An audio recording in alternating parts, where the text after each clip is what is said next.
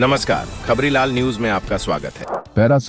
Parasite एक अविस्मरणीय दक्षिण कोरियाई फिल्म पैरासाइट कोरियाई एआर जिसेंगचुम 2019 की दक्षिण कोरियाई ब्लैक कॉमेडी थ्रिलर फिल्म है जिसे प्रसिद्ध निर्देशक बोंग जून-हो ने निर्देशित किया और हान जिन-वोन के साथ सह लेखन किया।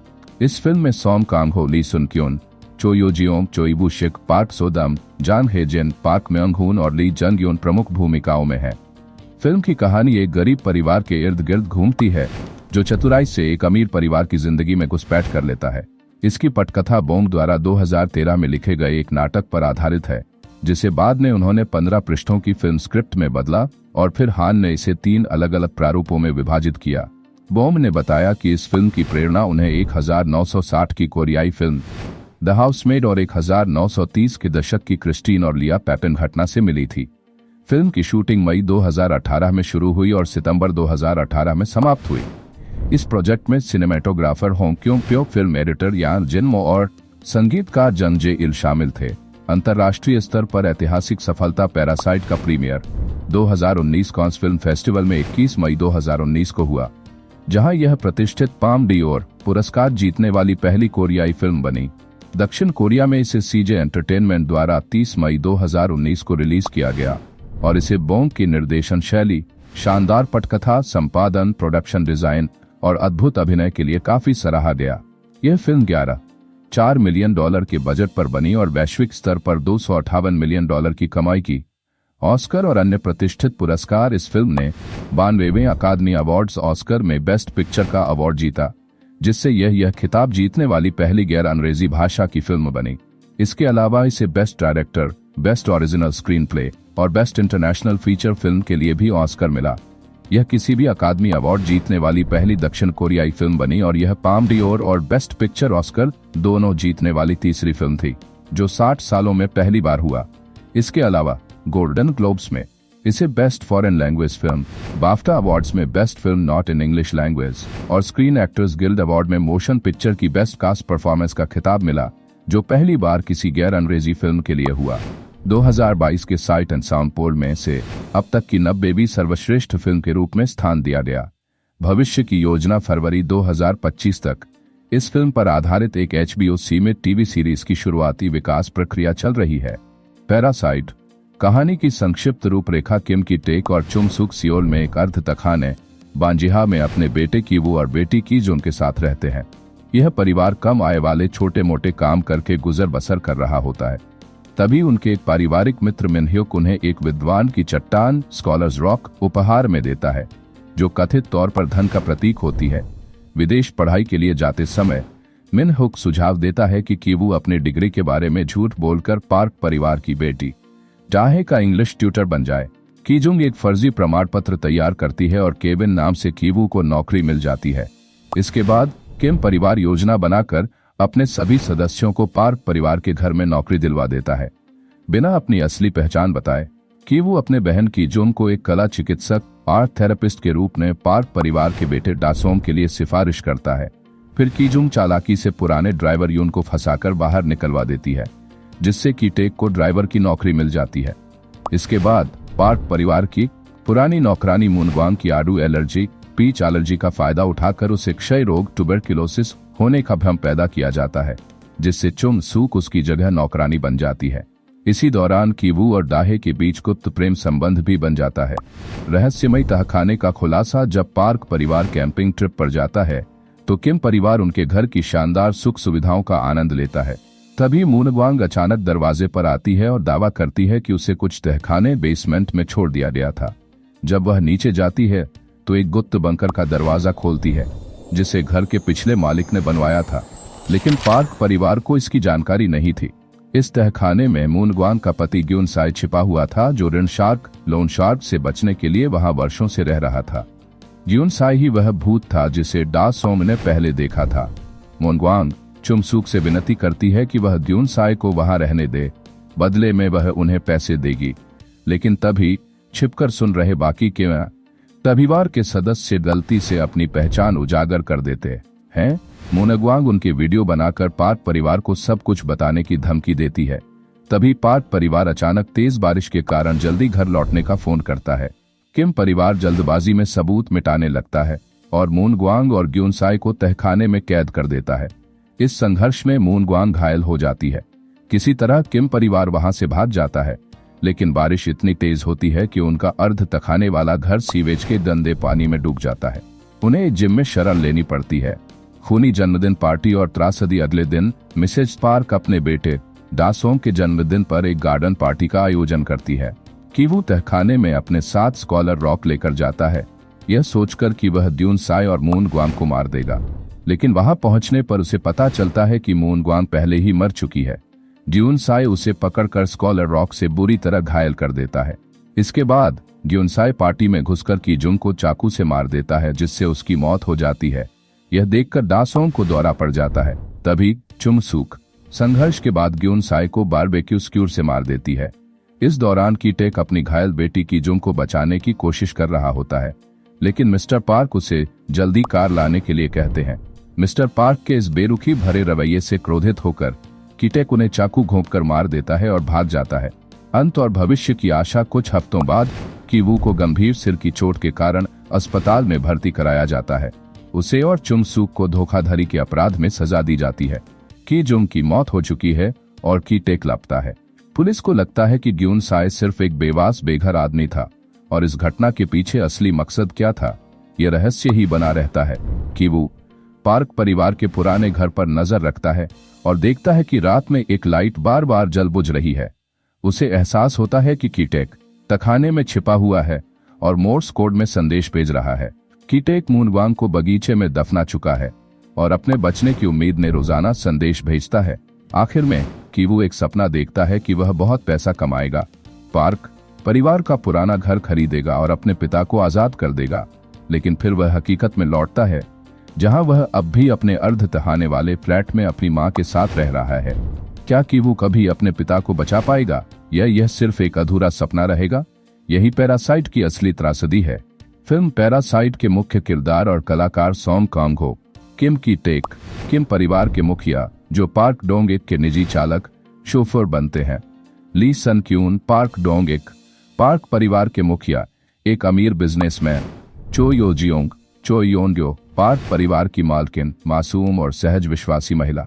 चोई वूशिक किम कीवू केविन किम परिवार का बेटा जो डाहे को इंग्लिश सिखाने के लिए नकली डिग्री बनाकर ट्यूटर बनता है। अभिनेता चोई वूशिक के अनुसार यह किरदार बुद्धिमान है, लेकिन परीक्षा पास करने के लिए आवश्यक ऊर्जा उसमें नहीं है। पार्क सोडम किम कीजुंग जेसिका किम परिवार की बेटी जो डासोंग की आर्ट थेरेपिस्ट बनकर पार्क परिवार के घर में घुसती है। जांग हेजिन चुमसूक किम परिवार की मां जो पार्क परिवार की नई नौकरानी बन जाती है। ली जंग्यून गूक मून ग्वांग पार्क परिवार की पुरानी नौकरानी जो पहले घर के आर्किटेक्ट और पिछले मालिक के लिए काम करती थी। निर्देशक बोंग जून हो ने कहा कि उनके और आर्किटेक्ट के बीच की कहानी को स्पिन ऑफ टीवी सीरीज में विस्तार से दिखाया जाएगा। पार्क म्योंगहुन ओ ग्यूनसाई मून ग्वांग का पति जो वर्षों से पार्क परिवार के घर के गुप्त तखाने में छिपा था। जंग जीसो पार्क डाहे पार्क परिवार की बेटी जिसकी इंग्लिश ट्यूटर बनने के लिए कीवू अपनी पहचान छिपाता है। जंग ह्यून जून पार्क डासोंग पार्क परिवार का बेटा जो एक घटना के बाद भूत देखकर डर जाता है। पार्क ग्यूनरोक यून पार्क डोंगेक का पुराना ड्राइवर जिसे किम परिवार अपने षड्यंत्र के तहत नौकरी से निकलवा देता है। पार्क सेओ जून मिन ह्युक कीवू का दोस्त जो उसे पार्क परिवार के ट्यूटर की नौकरी करने का सुझाव देता है। जंग यीसियो पिज्जा पार्लर मालिक वह महिला जो किम परिवार को पिज्जा बॉक्स मोड़ने का काम देती है। पैरासाइट का विकास और लेखन प्रक्रिया विकास डेवलपमेंट पैरासाइट की कल्पना 2013 में की गई थी। जब निर्देशक बोंग जून हो अपनी फिल्म स्नोपियर्सर पर काम कर रहे थे तो उनके एक थिएटर कलाकार मित्र ने उन्हें नाटक लिखने की सलाह दी। 20 साल की उम्र में बोंग ने सियोल में एक अमीर परिवार के बेटे को ट्यूशन पढ़ाया था और उन्होंने इस अनुभव को एक नाटक में बदलने के बारे में सोचा। फिल्म का शीर्षक पैरासाइट एक दोहरी व्याख्या को दर्शाता है। शुरू में फिल्म के मार्केटिंग समूह को यह नाम रखने पर संकोच था। बोंग ने समझाया, चूंकि कहानी एक गरीब परिवार के अमीर परिवार में घुसपैठ करने की है, यह साफ लगता है कि पैरासाइट गरीब परिवार के लिए है। लेकिन अगर इसे दूसरी दृष्टि से देखें तो अमीर परिवार भी एक परजीवी है।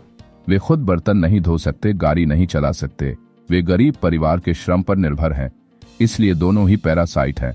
लेखन प्रक्रिया राइटिंग स्नोपियर्सर पूरी करने के बाद बोंग ने पैरासाइट की पहली आधी कहानी का 15 पृष्ठीय ट्रीटमेंट लिखा। उनके प्रोडक्शन असिस्टेंट जिन वोन ने इसे 3 अलग अलग ड्राफ्ट में विकसित किया। बाद में बोंग ने ऑक्सा फिल्म खत्म करने के बाद इस प्रोजेक्ट पर दोबारा काम किया और पटकथा पूरी की। हान को सह लेखक के रूप में श्रेय दिया गया। बोंग ने बताया कि फिल्म को कई स्रोतों से प्रेरणा मिली। 1960 की कोरियन फिल्म द हाउसमेड, यह एक घरेलू गॉथिक फिल्म थी जिसमें एक अमीर परिवार की स्थिरता को एक घरेलू नौकरानी द्वारा बाधित होते दिखाया गया था। 1963 की जापानी फिल्म हाई एंड लो, इससे अमीर किरदार के घर की डिजाइन प्रभावित थी। 1930 के दशक की घटना क्रिस्टीन और लिया पापिन, जिसमें 2 नौकरानियों ने अपने मालिकों की हत्या कर दी थी। बोंग का निजी अनुभव, उन्होंने खुद भी एक अमीर परिवार के लिए ट्यूटर का काम किया था। मुझे ऐसा लगता था कि मैं अजनबियों के निजी जीवन में घुसपैठ कर रहा हूँ। हर हफ्ते मैं उनके घर जाता और मैंने सोचा कितना मजेदार होगा अगर मैं अपने सभी दोस्तों को धीरे धीरे घर के अंदर घुसने के लिए कहूँ। फिल्म में दिखाए गए किरदार मून ग्वांग की आड़ू से एलर्जी का विचार बोंग के एक विश्वविद्यालय मित्र से आया था, जिसे वास्तव में यह एलर्जी थी। अनुवाद और सांस्कृतिक अनुकूलन, translation and cultural adaptation. Film के अंग्रेजी उपशीर्षक को अमेरिका में रहने वाले डार्सी पकेट ने बोंग के साथ मिलकर लिखा। कोरियन डिश चापागुरी को रामेन उडोन के रूप में अनुवाद किया गया ताकि अंग्रेजी दर्शकों के लिए इसका नाम अधिक स्पष्ट हो सके। ऑक्सफोर्ड यूनिवर्सिटी को सियोल नेशनल यूनिवर्सिटी के स्थान पर इस्तेमाल किया गया क्योंकि बोंग को यूके से विशेष लगाव था और हार्वर्ड का उपयोग करना बहुत स्पष्ट लगता। व्हाट्सएप को काउटॉक के स्थान पर इस्तेमाल किया गया ताकि पश्चिमी दर्शकों को संवाद आसानी से समझ में आ सके। पकेट ने कहा, हास्य को प्रभावी बनाने के लिए उसे तुरंत समझना जरूरी होता है। यदि शब्द अपरिचित होगा तो मजाक का असर कम हो जाएगा। पैरासाइट की फिल्मांकन प्रक्रिया। फिल्मिंग। फिल्म पैरासाइट की मुख्य फोटोग्राफी 18 मई 2018 को शुरू हुई और 19 सितंबर 2018 को समाप्त हुई। फिल्मांकन मुख्य रूप से सियोल और जियोंजू में हुआ। फिल्म के सिनेमेटोग्राफर होंग क्योंग प्यो थे, जो दक्षिण कोरिया के प्रसिद्ध छायाकारों में से एक हैं और कई जाने माने निर्देशकों के साथ काम कर चुके हैं। उन्होंने फिल्म को आरी अलेक्सा 65 कैमरा और ऑन्जीनियर जूम लेंस का उपयोग करके शूट किया। पार्क परिवार का घर, विशेष रूप से निर्मित सेट। पार्क परिवार का घर एक वास्तविक घर नहीं था, बल्कि एक कस्टम निर्मित सेट था। घर की भूतल, ग्राउंड फ्लोर और बगीचा एक आउटडोर सेट पर बनाए गए थे, जबकि तहखाना और पहली मंजिल एक स्टूडियो सेट पर बनाए गए। पहली मंजिल से ऊपर का हिस्सा पूरी तरह वीएफएक्स के जरिए जोड़ा गया। निर्देशक बोंग जून-हो ने खुद घर का मूल डिजाइन तैयार किया था। उन्होंने बताया, यह फिल्म के भीतर एक पूरी अलग दुनिया की तरह है। हर किरदार और हर टीम के पास अपनी जगह होती है जहां वे रहते हैं, घुसपैठ कर सकते हैं, और कुछ गुप्त स्थान ऐसे होते हैं जिनके बारे में उन्हें पता ही नहीं होता। फिल्म में यह दिखाने के लिए कि घर एक प्रसिद्ध आर्किटेक्ट नामगुम ह्योंजा द्वारा बनाया गया था। प्रोडक्शन डिजाइनर ली हा जून ने घर के डिजाइन को यथार्थवादी बनाने के लिए काम किया। विशेष डिजाइन तत्व, लिविंग रूम और बगीचे का डिजाइन इस तरह किया गया कि घर के मालिक बगीचे की सुंदरता का आनंद ले सकें। इसलिए इसमें एक बड़ी चौड़ी खिड़की और सीमित फर्नीचर रखा गया। घर के कई इंटीरियर आर्टवर्क दक्षिण कोरियाई कलाकार सियोंगो पार्क द्वारा बनाए गए थे। सेट को 2:35 वाइड स्क्रीन अनुपात के हिसाब से डिजाइन किया गया, जिससे कि चौड़े और गहरे कमरे बनाए जा सकें। प्राकृतिक प्रकाश और धूप का महत्व। आउटडोर सेट बनाते समय सूरज की दिशा एक महत्वपूर्ण कारक थी। शूटिंग के दौरान सही समय पर प्राकृतिक रोशनी का लाभ उठाने के लिए टीम ने कई बार सेट की लोकेशन को चेक किया। सिनेमैटोग्राफर होंग क्योंग प्यो ने गर्म और परावर्तित प्रकाश, इनडायरेक्ट लाइटिंग की मांग की ताकि घर के अंदरूनी दृश्य अधिक यथार्थवादी दिखें। किम परिवार का फ्लैट, अर्ध तहखाने, सेमी बेसमेंट का सेट। किम परिवार का घर और उसकी गली भी एक विशेष रूप से निर्मित सेट था। यह सेट इसलिए बनाया गया क्योंकि फ्लडिंग बाढ़ के दृश्यों को फिल्माने के लिए वास्तविक स्थान का उपयोग करना कठिन था। प्रोडक्शन डिजाइनर ली हाजून ने दक्षिण कोरिया की कई परित्यक्त बस्तियों और टूटने के कगार पर मौजूद गांवों का दौरा किया और वहां से प्रेरणा लेकर सेट का डिजाइन तैयार किया।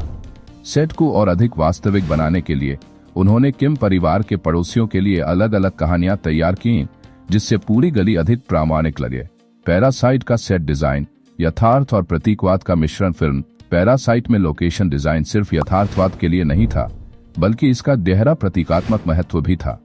अमीरों का घर, खुलापन, रोशनी, स्पेस, गरीबों का फ्लैट, संकीर्ण गलियां, अंधेरा। भीड़ बार का दृश्य, वर्ग विभाजन का चरम रूप निर्देशक बोंग जून हो और उनकी टीम ने फिल्म के हर स्थान को सोच समझकर डिजाइन किया ताकि कहानी का हर तत्व सामाजिक वर्गों और उनके बीच के अंतर को प्रभावशाली ढंग से दर्शा सके। पैरासाइट का संपादन और संगीत संपादन, एडिटिंग। फिल्म के संपादक यान जिनमो के अनुसार निर्देशक बोंग जून-हो ने फिल्म को पारंपरिक कवरेज के बिना शूट किया। इसका मतलब यह है कि उन्होंने हर दृश्य को विभिन्न कोणों से अलग अलग बार शूट करने की बजाय सीमित शॉट्स के साथ काम किया। विशेष संपादन तकनीक। संपादन टीम को अधिक विकल्प देने के लिए उन्होंने कई बार एक ही शॉट के अलग अलग टेक्स्ट को जोड़कर एक सीन तैयार किया। फिल्म को फाइनल कट प्रो 7 पर संपादित किया गया, जो 2011 के बाद अपडेट नहीं हुआ था। ब्लैक एंड व्हाइट संस्करण मूल रूप से फिल्म रंगीन कलर संस्करण में बनाई गई थी। ब्लैक एंड व्हाइट संस्करण पहले ही तैयार किया गया था और इसे पहली बार 26 जनवरी 2020 को इंटरनेशनल फिल्म फेस्टिवल रॉटरडम में दिखाया गया। इसे 29 से 31 जनवरी के बीच सीमित थिएटर रिलीज भी मिली। संगीत, म्यूजिक। संगीतकार, दक्षिण कोरियाई संगीतकार जोंगजेल। संगीत की शैली, मिनिमलिस्ट पियानो धुनें, हल्की तालवाद्य परकशन के साथ गहरे तनावपूर्ण माहौल का निर्माण, बारोक ज़ैरोक शैली का स्पर्श। फिल्म में शामिल अन्य संगीत, एक जॉर्ज फ्रेडरिक हैंडल की ओपेरा रोदलिंदा से अंश 2, 1964 की इतालवी गीत इन जिनोक्यो दाटे, गायक जियानी मोरांडी। संगीत की रिकॉर्डिंग, अधिकांश स्कोर कंप्यूटर साउंड से निर्मित किया गया था। साउंड ट्रैक की रिलीज, कोरिया में रिलीज 30 मई 2019 को जीनी म्यूजिक और स्टोन म्यूजिक एंटरटेनमेंट द्वारा डिजिटल और फिजिकल फॉर्मेट में जारी किया गया। अंतर्राष्ट्रीय रिलीज 11 अक्टूबर 2019 को मिलन रिकॉर्ड्स द्वारा जारी किया गया। अंग्रेजी संस्करण में गानों के शीर्षक बदले गए, लेकिन वे फिल्म के अंग्रेजी उपशीर्षकों सबटाइटल्स से मेल नहीं खाते थे। स्पेशल वेरिएंट 14 फरवरी 2020 को सेक्रेड बोन्स रिकॉर्ड्स और वैक्सवर्क रिकॉर्ड्स ने double vinyl multi colour vinyl edition जारी किया। विशेष गीत, सोजू हनजन। गीतकार बोंग जून-हो। गायक चोई वू-शिक कीवू की भूमिका निभाने वाले अभिनेता। यह गीत एंड क्रेडिट्स में सुनाई देता है। अंतर्राष्ट्रीय रिलीज में इसे सोजू वन ग्लास नाम दिया गया, लेकिन ऑस्कर के लिए शॉर्टलिस्ट करने के लिए इसे सोजू वन ग्लास से बदलकर सही व्याकरण में किया गया। पैरासाइट के संगीत और संपादन की भूमिका। संपादन, सीमित शॉट्स और स्मार्ट एडिटिंग से फिल्म को तीव्र और प्रभावशाली बनाया गया। संगीत, न्यूनतम लेकिन गहरी भावनात्मक धुनें जो वर्ग संघर्ष की कहानी को और मजबूत करती हैं। ब्लैक एंड व्हाइट संस्करण, यह दर्शकों को फिल्म की थीम को और गहराई से अनुभव करने में मदद करता है। पैरासाइट, विषय वस्तु और व्याख्या। सामाजिक असमानता और वर्ग संघर्ष। पैरासाइट मुख्य रूप से वर्ग संघर्ष, क्लास कॉन्फ्लिक्ट, सामाजिक असमानता, सोशल इनइक्वालिटी और धन के असमान वितरण, वेल्थ डिस्पैरिटी की कहानी है। आलोचकों और निर्देशक बोंग जून-हो ने फिल्म को पूंजीवाद के अंतिम चरण, लेट स्टेज कैपिटलिज्म का प्रतिबिंब माना है। कुछ समीक्षकों ने इसे हेल जोसॉन से जोड़ा है, जो दक्षिण कोरिया में सामाजिक आर्थिक समस्याओं, युवा बेरोजगारी, महंगी शिक्षा, घर खरीदने की कठिनाइयां को दर्शाने वाला व्यंग्यात्मक शब्द है। मार्क्सवादी विचारों के आधार पर पूंजीपति वर्ग को परजीवी पैरासाइट बताया गया है, जो गरीबों के श्रम को चूस कर जीवित रहता है। कार्ल मार्क्स का संदर्भ, पूंजी मृत श्रम है जो पिशाच की तरह जीवित रहता है और जितना अधिक श्रम चूसता है उतना ही फलता फूलता है। सीढ़ी और स्थान का प्रतीकात्मक उपयोग। बोंग जून-हो ने पैरासाइट को एक सीढ़ी वाली फिल्म, स्टेयरवे मूवी कहा है, जहां सीढ़ियां सामाजिक वर्गों के बीच की खाई को दर्शाती हैं। किम परिवार का अर्ध तखाना, सेमी बेसमेंट अपार्टमेंट, गरीबों की दयनीय स्थिति का प्रतीक। पार्क परिवार का आलीशान घर, समाज में ऊंचे वर्ग की विशेष स्थिति को दर्शाता है। बंकर, बेसमेंट, समाज के सबसे निचले स्तर पर रहने वालों की उपस्थिति। सुनामी और बाढ़ के प्रभाव। फिल्म में किम परिवार का घर बाढ़ में डूब जाता है, जिससे गरीब वर्ग की असुरक्षा और अनिश्चितता झलकती है। दक्षिण कोरिया में मॉनसून बाढ़ अक्सर अर्ध तखाना अपार्टमेंट्स को सबसे अधिक नुकसान पहुंचाती है। सपना बनाम वास्तविकता। अंत का अर्थ। बोंग जून-हो ने स्पष्ट किया कि कीवू कभी भी पार्क का घर नहीं खरीद पाएगा। अंतिम दृश्य, जिसमें कीवू अपने अर्ध तहखाने सेमी बेसमेंट में रहता है, यह दर्शाता है कि उसका सपना कभी पूरा नहीं होगा। चोई वू-शिक, कीवू का किरदार निभाने वाले अभिनेता, ने अनुमान लगाया कि घर खरीदने में उसे 564 साल लगेंगे। यह सपना बूटस्ट्रैपिंग मानसिकता, बूटस्ट्रैप मेंटालिटी को दर्शाता है, यानी गरीबी से निकलने की कोशिश, लेकिन एक असंभव वास्तविकता। यह सिर्फ व्यवस्था को समायोजित करता है, समस्या हल नहीं करता। साम्राज्यवाद और उपनिवेशवाद, कोलोनियलिज्म एंड इंपीरियलिज्म। कुछ समीक्षकों के अनुसार फिल्म में साम्राज्यवाद और उपनिवेशवाद, कोलोनियलिज्म एंड इंपीरियलिज्म की झलक भी मिलती है। अंग्रेजी भाषा को समाज में प्रतिष्ठा, प्रेस्टीज का प्रतीक दिखाया गया है। पार्क परिवार का बेटा इंडियन थीम क्रेटी आकर्षित है, जो औपनिवेशिक विचारधारा, कॉलोनियल माइंडसेट को दर्शाता है। नुलमैन ने इसे यूरोपीय उपनिवेशवाद, यूरोपियन कॉलोनियलिज्म से जोड़ा, जहां औपनिवेशिक ताकतें परजीवी की तरह संसाधनों को चूसती थीं।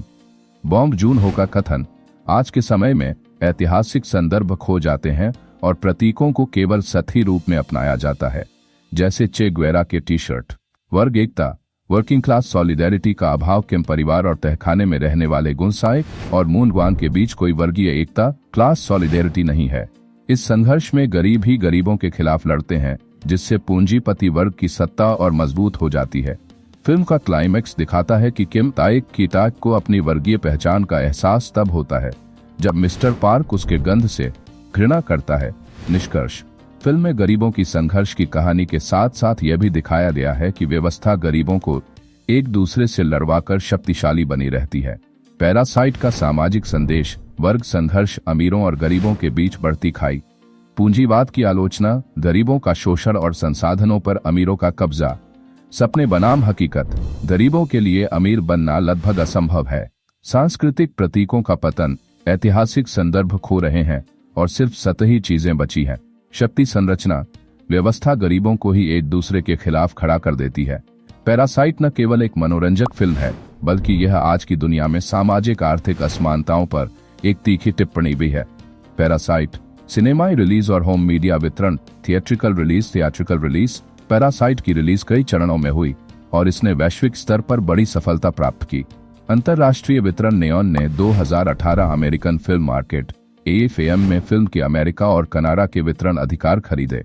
फिल्म को डार्सी पैकेट ने अंग्रेजी में अनुवाद किया। अन्य देशों में वितरण Germany, Koch films France, the Jokers Japan. Biters and प्रमुख रिलीज तिथियां कांस फिल्म फेस्टिवल प्रीमियर 21 मई 2019, दक्षिण कोरिया 30 मई 2019, ऑस्ट्रेलिया और न्यूजीलैंड 27 जून 2019। अब तक की सबसे ज्यादा कमाई करने वाली कोरियाई फिल्म बनी। टोरंटो इंटरनेशनल फिल्म फेस्टिवल सितंबर 2019, संयुक्त राज्य अमेरिका और कनाडा 11 अक्टूबर 2019, दक्षिण अफ्रीका 11 अक्टूबर 2019, यूनाइटेड किंगडम और आयरलैंड 3 फरवरी 2020। विशेष पूर्वावलोकन, बॉन्ग जून-हो के साक्षात्कार के साथ 7 फरवरी 2020। 7 फरवरी 2020 सामान्य रिलीज। ऑस्कर जीतने के बाद थिएटर में विस्तार 14 फरवरी 2020 से। नेओन ने अमेरिका में 8,000 स्क्रीनिंग बढ़ाकर 60 से 2 थिएटर्स कर दी। 21 फरवरी 2020 इमैक्स रिमास्टर वर्जन अमेरिका में रिलीज किया गया। 7 फरवरी 2025 फिल्म की 5वीं वर्षगांठ पर इमैक्स में दोबारा रिलीज होगी। Home media release. पैरासाइट ने होम एंटरटेनमेंट, टीवी और अंतर्राष्ट्रीय बिक्री से दिसंबर 2019 तक 92 मिलियन कमाए। ब्लू-रे और डीवीडी रिलीज 28 जनवरी 2020। ब्लू-रे और डीवीडी नियॉन और यूनिवर्सल पिक्चर्स होम एंटरटेनमेंट द्वारा 2 जून 2020। अल्ट्रा एचडी ब्लू-रे 27 अक्टूबर 2020। क्राइटेरियन कलेक्शन द्वारा ब्लैक एंड व्हाइट वर्जन की विशेष रिलीज। स्ट्रीमिंग प्लेटफॉर्म्स पर उपलब्धता। हुलू अमेरिका में अनन्य अधिकार 8 अप्रैल 2020 से। अमेज़न प्राइम वीडियो अमेरिका के बाहर 28 मार्च 2020 से। यूके में 2020 की सबसे ज्यादा बिकने वाली विदेशी भाषा की फिल्म बनी। निष्कर्ष, पैरासाइट की वैश्विक सफलता इसे एक ऐतिहासिक फिल्म बनाती है। ऑस्कर जीतने के बाद भी थिएटर में इसकी मांग बनी रही। होम मीडिया और स्ट्रीमिंग प्लेटफॉर्म्स पर भी यह जबरदस्त हिट रही। इमैक्स रिलीज इसकी सांस्कृतिक विरासत को दर्शाती है। पैरासाइट सिर्फ एक फिल्म नहीं, बल्कि एक सामाजिक क्रांति थी।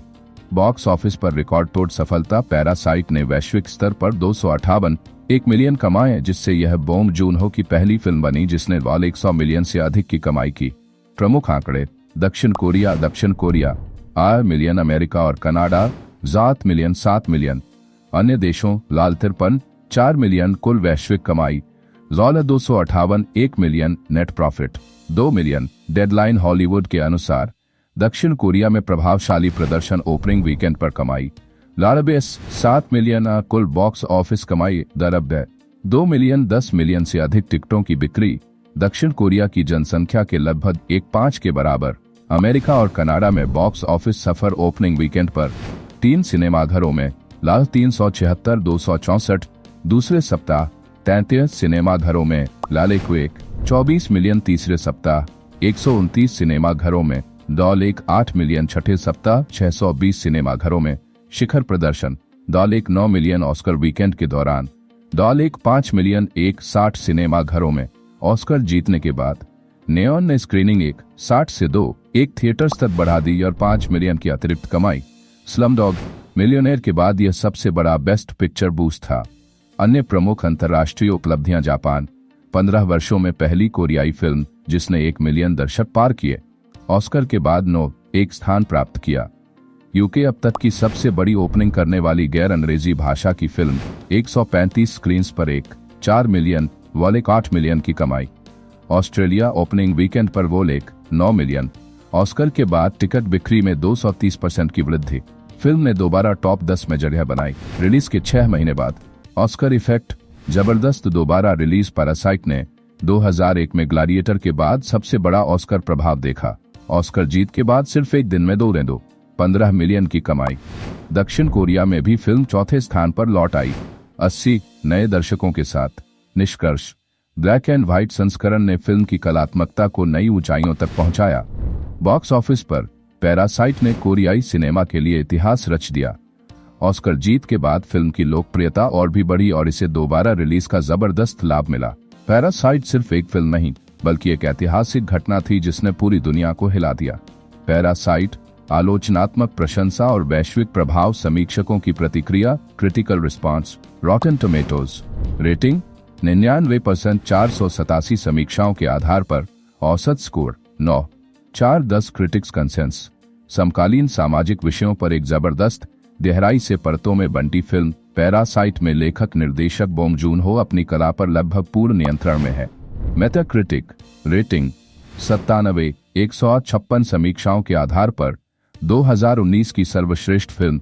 मेटाक्रिटिक के अनुसार दशक की 7वीं सर्वोच्च रेटिंग वाली फिल्म 20 नवंबर 2021 तक यह साइट की अब तक की 48वीं सर्वोच्च रेटेड फिल्म थी। प्रमुख समीक्षाएं और आलोचनात्मक प्रशंसा। A.O. Scott, the New York Times. Parasite एक बेहद मनोरंजक फिल्म है जो कला फिल्मों और पॉपकॉर्न फिल्मों के बीच के पुराने विभाजन को मिटा देती है। बिल्जे इबीरी वल्चर, यह एक ऐसी कृति है जो निरंतर बेचैन करने वाले बदलाव की स्थिति में रहती है। एक सनसनीखेज मास्टरपीस जिसका जादू इसकी अंतिम छवि के बाद भी लंबे समय तक बना रहता है। देव कैल्हून, टाइम आउट 5 स्टार। फिल्म की सामाजिक टिप्पणी अद्भुत है। एक ऐसी कृति जो शुरुआत से अंत तक पूरी तरह से चौंकाने वाली और रोमांचक बनी रहती है। जेसिका कियांग वारेटिया, यह एक जंगली सवारी है।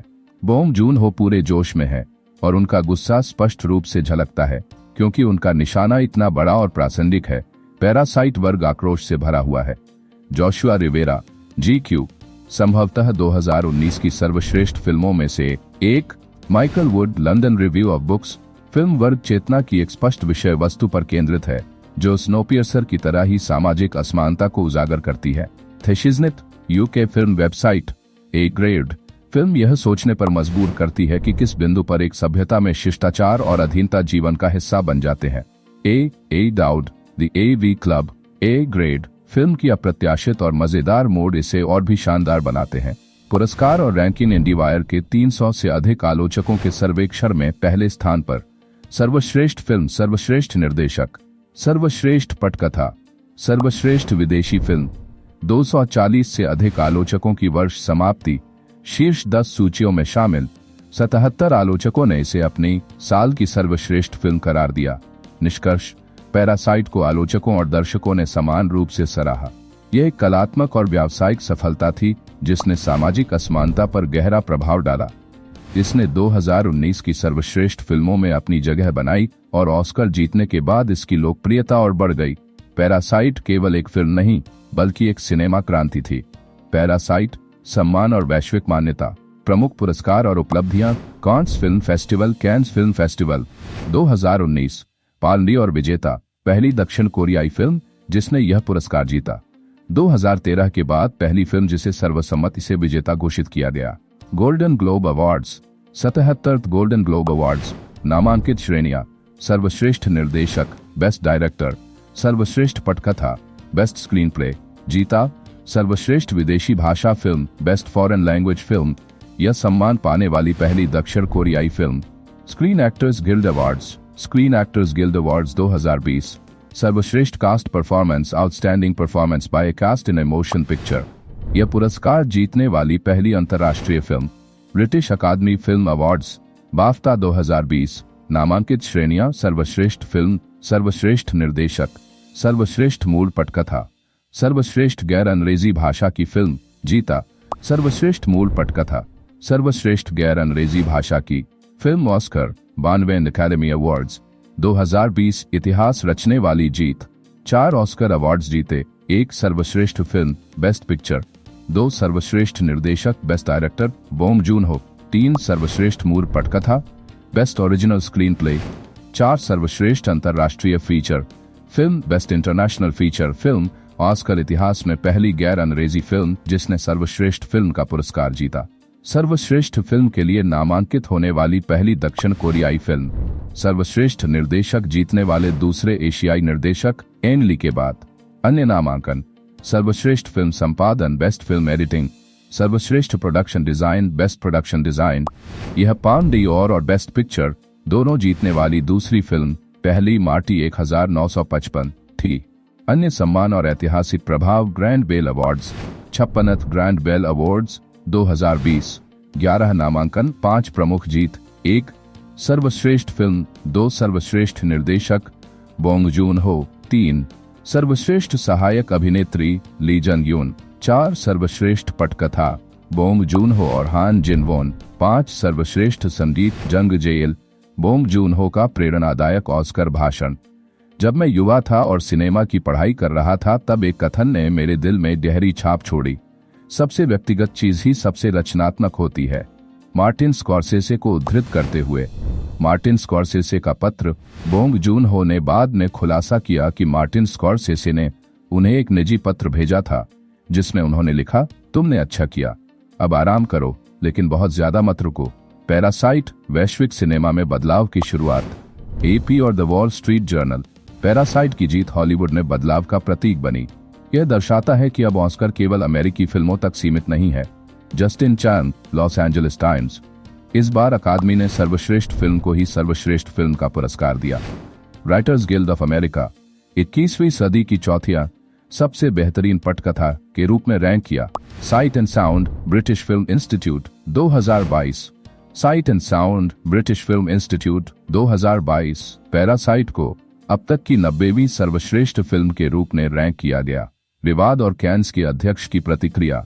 थियरी फ्रेमो, कैन्स फिल्म फेस्टिवल के अध्यक्ष, उन्होंने सवाल उठाया कि क्या पैरासाइट की ऑस्कर जीत न्यायसंगत थी, यह कहते हुए, यह एक अमेरिकी पुरस्कार है, फिर एक गैर अमेरिकी फिल्म कैसे सर्वश्रेष्ठ फिल्म जीत सकती है।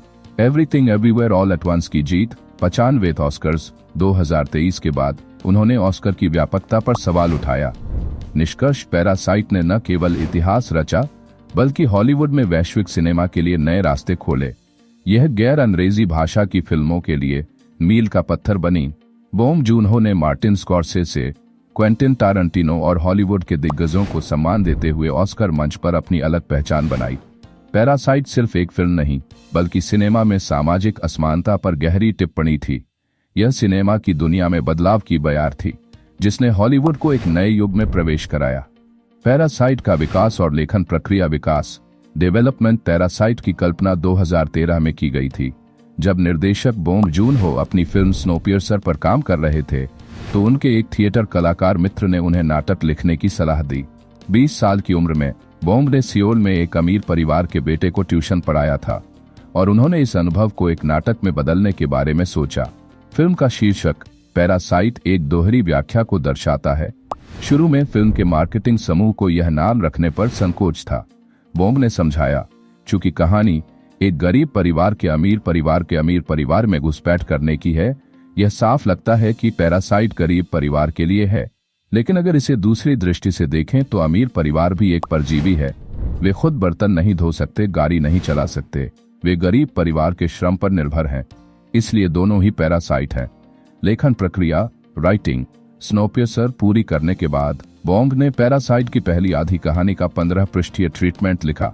उनके प्रोडक्शन असिस्टेंट जिन वोआन ने इसे 3 अलग अलग ड्राफ्ट में विकसित किया। बाद में बोंग ने ऑक्सा फिल्म खत्म करने के बाद इस प्रोजेक्ट पर दोबारा काम किया और पटकथा पूरी की। हान को सह लेखक के रूप में श्रेय दिया गया। बोंग ने बताया कि फिल्म को कई स्रोतों से प्रेरणा मिली। 1960 की कोरियन फिल्म द हाउसमेड, यह एक घरेलू गॉथिक फिल्म थी जिसमें एक अमीर परिवार की स्थिरता को एक घरेलू नौकरानी द्वारा बाधित होते दिखाया गया था। 1963 की जापानी फिल्म हाई एंड लो, इससे अमीर किरदार के घर की डिजाइन प्रभावित थी। 1930 के दशक की घटना क्रिस्टीन और लिया पापिन, जिसमें 2 नौकरानियों ने अपने मालिकों की हत्या कर दी थी। बोंग का निजी अनुभव, उन्होंने खुद भी एक अमीर परिवार के लिए ट्यूटर का काम किया था। मुझे ऐसा लगता था कि मैं अजनबियों के निजी जीवन में घुसपैठ कर रहा हूँ।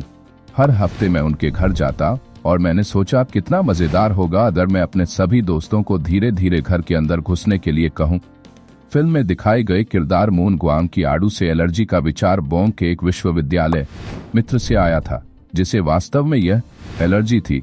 अनुवाद और सांस्कृतिक अनुकूलन translation and cultural adaptation. Film के अंग्रेजी उपशीर्षक को अमेरिका में रहने वाले डार्सी पकेट ने बोंग के साथ मिलकर लिखा। कोरियन डिश चापागुरी को रामडॉन रामेनोडोन के रूप में अनुवाद किया गया ताकि अंग्रेजी दर्शकों के लिए इसका नाम अधिक स्पष्ट हो सके। ऑक्सफोर्ड यूनिवर्सिटी को सियोल नेशनल यूनिवर्सिटी के स्थान पर इस्तेमाल किया गया क्योंकि बोंग को यूके से विशेष लगाव था और हार्वर्ड का उपयोग करना बहुत स्पष्ट लगता। व्हाट्सएप को काउटॉक के स्थान पर इस्तेमाल किया गया ताकि पश्चिमी दर्शकों को संवाद आसानी से समझ में आ सके। पकेट ने कहा, हास्य को प्रभावी बनाने के लिए उसे तुरंत समझना जरूरी होता है। यदि शब्द अपरिचित होगा तो मजाक का असर कम हो जाएगा। पैरासाइट विषय वस्तु और व्याख्या। सामाजिक असमानता और वर्ग संघर्ष। पैरासाइट मुख्य रूप से वर्ग संघर्ष, क्लास कॉन्फ्लिक्ट, सामाजिक असमानता, सोशल इनइक्वालिटी और धन के असमान वितरण, वेल्थ डिस्पैरिटी की कहानी है। आलोचकों और निर्देशक बोंग जून-हो ने फिल्म को पूंजीवाद के अंतिम चरण लेट स्टेज कैपिटलिज्म का प्रतिबिंब माना है। कुछ समीक्षकों ने इसे हेल जोसॉन से जोड़ा है, जो दक्षिण कोरिया में सामाजिक आर्थिक समस्याओं, युवा बेरोजगारी, महंगी शिक्षा, घर खरीदने की कठिनाइयां को दर्शाने वाला व्यंग्यात्मक शब्द है। मार्क्सवादी विचारों के आधार पर पूंजीपति वर्ग को परजीवी पैरासाइट बताया गया है, जो गरीबों के श्रम को चूस कर जीवित रहता है। कार्ल मार्क्स का संदर्भ। पूंजी मृत श्रम है जो पिशाच की तरह जीवित रहता है और जितना अधिक श्रम चूसता है उतना ही फलता फूलता है। सीढ़ी और स्थान का प्रतीकात्मक उपयोग। बोंग जून-हो ने पैरासाइट को एक सीढ़ी वाली फिल्म स्टेयरवे मूवी कहा है, जहां सीढ़ियां सामाजिक वर्गों के बीच की खाई को दर्शाती हैं। किम परिवार का अर्ध तखाना, सेमी बेसमेंट अपार्टमेंट, गरीबों की दयनीय स्थिति का प्रतीक। पार्क परिवार का आलीशान घर, समाज में ऊंचे वर्ग की विशेष स्थिति को दर्शाता है। बंकर बेसमेंट, समाज के सबसे निचले स्तर पर रहने वालों की उपस्थिति। सुनामी और बाढ़ के प्रभाव। फिल्म में किम परिवार का घर बाढ़ में डूब जाता है, जिससे गरीब वर्ग की असुरक्षा और अनिश्चितता झलकती है। दक्षिण कोरिया में मॉनसून बाढ़ अक्सर अर्ध तखाना अपार्टमेंट्स को सबसे अधिक नुकसान पहुंचाती है।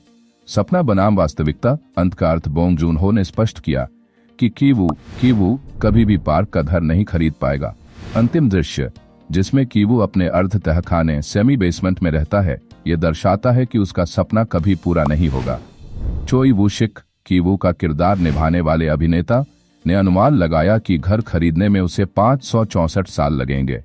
यह सपना बूटस्ट्रैपिंग मानसिकता, बूटस्ट्रैप मेंटालिटी को दर्शाता है, यानी गरीबी से निकलने की कोशिश, लेकिन एक असंभव वास्तविकता। यह सिर्फ व्यवस्था को समायोजित करता है, समस्या हल नहीं करता। साम्राज्यवाद और उपनिवेशवाद। Colonialism and imperialism. कुछ समीक्षकों के अनुसार फिल्म में साम्राज्यवाद और उपनिवेशवाद, कॉलोनियलिज्म एंड इंपीरियलिज्म की झलक भी मिलती है। अंग्रेजी भाषा को समाज में प्रतिष्ठा, प्रेस्टीज का प्रतीक दिखाया गया है। पार्क परिवार का बेटा, इंडियन थीम एक्रेटी आकर्षित है, जो औपनिवेशिक विचारधारा, कॉलोनियल माइंडसेट को दर्शाता है। नुलमैन ने इसे यूरोपीय उपनिवेशवाद यूरोपियन कॉलोनियलिज्म से जोड़ा, जहां औपनिवेशिक ताकतें परजीवी की तरह संसाधनों को चूसती थीं। बॉन्ग जून हो का कथन, आज के समय में ऐतिहासिक संदर्भ खो जाते हैं और प्रतीकों को केवल सतही रूप में अपनाया जाता है, जैसे चे ग्वेरा के टी शर्ट। वर्ग एकता, वर्किंग क्लास सॉलिडेरिटी का अभाव। किम परिवार और तहखाने में रहने वाले गुनसाई और मूनवान के बीच कोई वर्गीय एकता, क्लास सॉलिडेरिटी नहीं है। इस संघर्ष में गरीब ही गरीबों के खिलाफ लड़ते हैं, जिससे पूंजीपति वर्ग की सत्ता और मजबूत हो जाती है। फिल्म का क्लाइमैक्स दिखाता है कि किम ताएक कीटाक को अपनी वर्गीय पहचान का एहसास तब होता है जब मिस्टर पार्क उसके गंध से घृणा करता है। निष्कर्ष, फिल्म में गरीबों की संघर्ष की कहानी के साथ साथ यह भी दिखाया गया है कि व्यवस्था गरीबों को एक दूसरे से लड़वाकर शक्तिशाली बनी रहती है। पैरासाइट का सामाजिक संदेश, वर्ग संघर्ष, अमीरों और गरीबों के बीच बढ़ती खाई, पूंजीवाद की आलोचना, गरीबों का शोषण और संसाधनों पर अमीरों का कब्जा, सपने बनाम हकीकत, गरीबों के लिए अमीर बनना लगभग असंभव है, सांस्कृतिक प्रतीकों का पतन, ऐतिहासिक संदर्भ खो रहे हैं और सिर्फ सतही चीजें बची हैं। शक्ति संरचना, व्यवस्था गरीबों को ही एक दूसरे के खिलाफ खड़ा कर देती है। पैरासाइट न केवल एक मनोरंजक फिल्म है, बल्कि यह आज की दुनिया में सामाजिक आर्थिक असमानताओं पर एक तीखी टिप्पणी भी है। पैरासाइट सिनेमाई रिलीज और होम मीडिया वितरण। Theatrical release. पैरासाइट की रिलीज कई चरणों में हुई और इसने वैश्विक स्तर पर बड़ी सफलता प्राप्त की। अंतर्राष्ट्रीय वितरण नेऑन ने 2018 अमेरिकन फिल्म मार्केट AFM में फिल्म के अमेरिका और कनाडा के वितरण अधिकार खरीदे। फिल्म को डार्सी पैकेट ने अंग्रेजी में अनुवाद किया।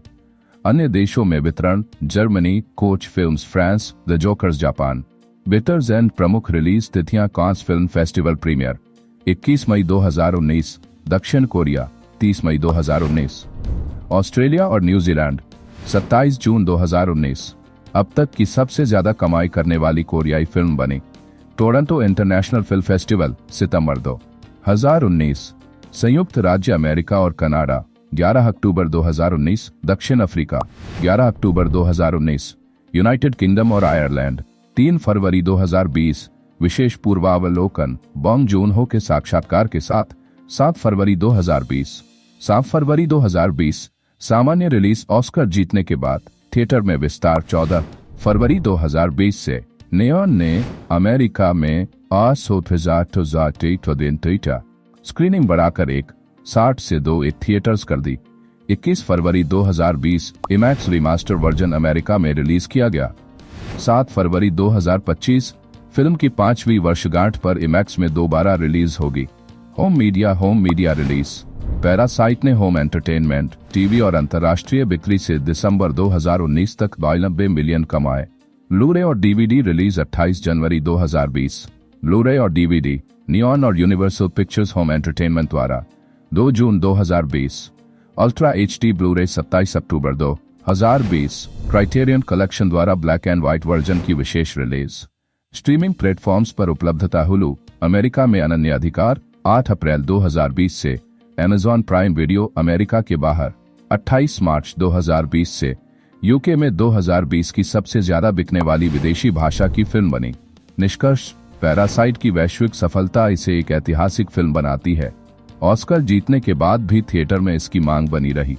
होम मीडिया और स्ट्रीमिंग प्लेटफॉर्म्स पर भी यह जबरदस्त हिट रही। IMAX रिलीज इसकी सांस्कृतिक विरासत को दर्शाती है। पैरासाइट सिर्फ एक फिल्म नहीं, बल्कि एक सामाजिक क्रांति थी। पैरासाइट कहानी की संक्षिप्त रूपरेखा। किम की टेक और चुम सुक सियोल में एक अर्ध तखाने बांजिहा में अपने बेटे कीवू और बेटी कीजुन के साथ रहते हैं। यह परिवार कम आय वाले छोटे मोटे काम करके गुजर बसर कर रहा होता है। तभी उनके एक पारिवारिक मित्र मिनह्युक उन्हें एक विद्वान की चट्टान स्कॉलर्स रॉक उपहार में देता है, जो कथित तौर पर धन का प्रतीक होती है। विदेश पढ़ाई के लिए जाते समय मिनहुक सुझाव देता है कि कीवू अपने डिग्री के बारे में झूठ बोलकर पार्क परिवार की बेटी टाहे का इंग्लिश ट्यूटर बन जाए। कीजुंग एक फर्जी प्रमाण पत्र तैयार करती है और केविन नाम से कीवू को नौकरी मिल जाती है। इसके बाद किम परिवार योजना बनाकर अपने सभी सदस्यों को पार्क परिवार के घर में नौकरी दिलवा देता है, बिना अपनी असली पहचान बताए। कीवू अपने बहन कीजुन को एक कला चिकित्सक आर्ट थेरेपिस्ट के रूप में पार्क परिवार के बेटे डासोम के लिए सिफारिश करता है। फिर कीजुंग चालाकी से पुराने ड्राइवर यून को फंसाकर बाहर निकलवा देती है, जिससे कीटेक को ड्राइवर की नौकरी मिल जाती है। इसके बाद पार्क परिवार की पुरानी नौकरानी मूनग्वांग की आड़ू एलर्जी, पीच एलर्जी का फायदा उठाकर उसे क्षय रोग ट्यूबरक्लोसिस होने का भ्रम पैदा किया जाता है, जिससे चुम सूक उसकी जगह नौकरानी बन जाती है। इसी दौरान कीवू और डाहे के बीच गुप्त प्रेम संबंध भी बन जाता है। रहस्यमयी तहखाने का खुलासा जब पार्क परिवार कैंपिंग ट्रिप पर जाता है तो किम परिवार उनके घर की शानदार सुख सुविधाओं का आनंद लेता है। तभी मूनग्वांग अचानक दरवाजे पर आती है और दावा करती है कि उसे कुछ तहखाने बेसमेंट में छोड़ दिया गया था। जब वह नीचे जाती है तो एक गुप्त बंकर का दरवाजा खोलती है, जिसे घर के पिछले मालिक ने बनवाया था, लेकिन पार्क परिवार को इसकी जानकारी नहीं थी। इस तहखाने में मूनग्वांग का पति ग्यून साई छिपा हुआ था, जो ऋण शार्क लोन शार्क से बचने के लिए वहां वर्षों से रह रहा था। ग्यून साई ही वह भूत था जिसे डा सोंग ने पहले देखा था। मूनग्वांग चुमसूक से विनती करती है कि वह ग्यून साई को वहां रहने दे, बदले में वह उन्हें पैसे देगी। लेकिन तभी छिपकर सुन रहे बाकी के परिवार के सदस्य गलती से अपनी पहचान उजागर कर देते हैं। मूनग्वांग उनके वीडियो बनाकर पार्क परिवार को सब कुछ बताने की धमकी देती है। तभी पार्क परिवार अचानक तेज बारिश के कारण जल्दी घर लौटने का फोन करता है। किम परिवार जल्दबाजी में सबूत मिटाने लगता है और मूनग्वांग और ग्यून साई को तहखाने में कैद कर देता है। इस संघर्ष में मूनग्वांग घायल हो जाती है। किसी तरह किम परिवार वहां से भाग जाता है, लेकिन बारिश इतनी तेज होती है कि उनका अर्ध तखाने वाला घर सीवेज के गंदे पानी में डूब जाता है। उन्हें एक जिम में शरण लेनी पड़ती है। खूनी जन्मदिन पार्टी और त्रासदी अगले दिन मिसेज पार्क अपने बेटे डासोंग के जन्मदिन पर एक गार्डन पार्टी का आयोजन करती है कि वो तहखाने में अपने साथ स्कॉलर रॉक लेकर जाता है, यह सोचकर कि वह ग्यून साई और मूनग्वांग को मार देगा। लेकिन वहां पहुंचने पर उसे पता चलता है कि मूनग्वांग पहले ही मर चुकी है। ग्यून साई उसे पकड़कर स्कॉलर रॉक से बुरी तरह घायल कर देता है। इसके बाद ग्यून साई पार्टी में घुसकर कीजुंग को चाकू से मार देता है, जिससे उसकी मौत हो जाती है। यह देखकर डासोंग को दौरा पड़ जाता है। तभी चुमसूक संघर्ष के बाद ग्यून साई को बारबेक्यू स्क्यूर से मार देती है। इस दौरान कीटेक अपनी घायल बेटी कीजुंग को बचाने की कोशिश कर रहा होता है, लेकिन मिस्टर पार्क उसे जल्दी कार लाने के लिए कहते हैं। मिस्टर पार्क के इस बेरुखी भरे रवैये से क्रोधित होकर कीटेक उन्हें चाकू घोंपकर मार देता है और भाग जाता है। अंत और भविष्य की आशा कुछ हफ्तों बाद कीवू को गंभीर सिर की चोट के कारण अस्पताल में भर्ती कराया जाता है। उसे और चुमसूक को धोखाधड़ी के अपराध में सजा दी जाती है। कीजुंग की मौत हो चुकी है और कीटेक लापता है। पुलिस को लगता है कि ग्यून साई सिर्फ एक बेवास बेघर आदमी था और इस घटना के पीछे असली मकसद क्या था, यह रहस्य ही बना रहता है। कीवू पार्क परिवार के पुराने घर पर नजर रखता है और देखता है कि रात में एक लाइट बार बार जल बुझ रही है। उसे एहसास होता है कि कीटेक तखाने में छिपा हुआ है और मोर्स कोड में संदेश भेज रहा है। कीटेक मूनग्वांग को बगीचे में दफना चुका है और अपने बचने की उम्मीद में रोजाना संदेश भेजता है। आखिर में कीवू एक सपना देखता है कि वह बहुत पैसा कमाएगा, पार्क परिवार का पुराना घर खरीदेगा और अपने पिता को आजाद कर देगा। लेकिन फिर वह हकीकत में लौटता है, जहां वह अब भी अपने अर्ध तहाने वाले फ्लैट में अपनी मां के साथ रह रहा है। क्या कीवू कभी अपने पिता को बचा पाएगा या यह सिर्फ एक अधूरा सपना रहेगा? यही पैरासाइट की असली त्रासदी है। फिल्म पैरासाइट के मुख्य किरदार और कलाकार सोंग कांग हो, किम कीटेक किम परिवार के मुखिया जो पार्क डोंग एक के निजी चालक शोफर बनते हैं। ली सन क्यून पार्क डोंग एक पार्क परिवार के मुखिया एक अमीर बिजनेसमैन। चो यो जियोंग चो योनड्यो पार्क परिवार की मालकिन मासूम और सहज विश्वासी महिला। चोई वूशिक किम कीवू केविन किम परिवार का बेटा जो डाहे को इंग्लिश सिखाने के लिए नकली डिग्री बनाकर ट्यूटर बनता है। अभिनेता चोई वूशिक के अनुसार यह किरदार बुद्धिमान है, लेकिन परीक्षा पास करने के लिए आवश्यक ऊर्जा उसमें नहीं है। पार्क सोडम किम कीजुंग जेसिका किम परिवार की बेटी जो डासोंग की आर्ट थेरेपिस्ट बनकर पार्क परिवार के घर में घुसती है। जांग हेजिन चुमसूक किम परिवार की मां जो पार्क परिवार की नई नौकरानी बन जाती है। ली जंग्यून गूक मूनग्वांग पार्क परिवार की पुरानी नौकरानी जो पहले घर के आर्किटेक्ट और पिछले मालिक के लिए काम करती थी। निर्देशक बोंग जून हो ने कहा कि उनके और आर्किटेक्ट के बीच की कहानी को स्पिन ऑफ टीवी सीरीज में विस्तार से दिखाया जाएगा। पार्क म्योंगहुन ओग्यून साई मूनग्वांग का पति जो वर्षों से पार्क परिवार के घर के गुप्त तखाने में छिपा था। जंग जीसो पार्क डाहे पार्क परिवार की बेटी जिसकी इंग्लिश ट्यूटर बनने के लिए कीवू अपनी पहचान छिपाता है।